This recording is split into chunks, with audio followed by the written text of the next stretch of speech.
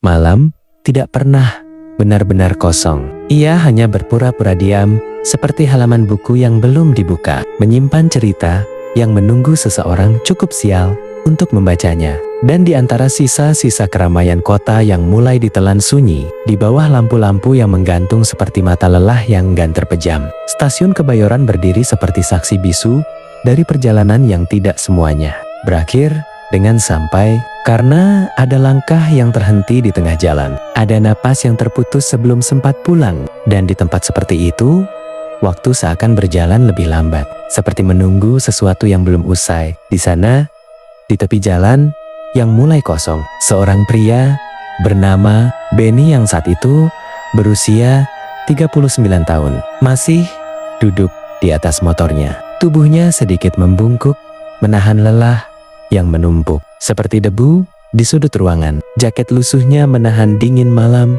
yang merayap perlahan, seperti sesuatu yang hidup, dan matanya yang sayu sesekali menatap ke arah pintu keluar stasiun, berharap ada satu saja penumpang terakhir yang bisa membuat malamnya terasa tidak sia-sia. Karena bagi Benny, pulang tanpa membawa hasil bukan sekadar kecewa, tapi seperti pulang dengan tangan kosong dari pertarungan yang bahkan belum sempat dimulai. Jarum jam di pergelangan tangannya menunjukkan pukul 11:30 malam, waktu di mana suara langkah kaki mulai jarang terdengar, dan sisa-sisa kehidupan kota perlahan ditarik mundur layaknya ombak yang kembali ke laut, meninggalkan jalanan yang kosong dan udara yang terasa lebih sunyi dari seharusnya. Dan Benny mulai mempertimbangkan untuk pulang, karena tidak ada lagi alasan untuk bertahan, selain harapan tipis yang bahkan ia sendiri tidak yakin masih ada. Hingga akhirnya ia menghela napas panjang dan hampir saja menyalakan motornya, ketika sesuatu membuatnya berhenti. Dari pintu keluar stasiun yang hampir gelap, muncul sosok seorang wanita yang berjalan perlahan.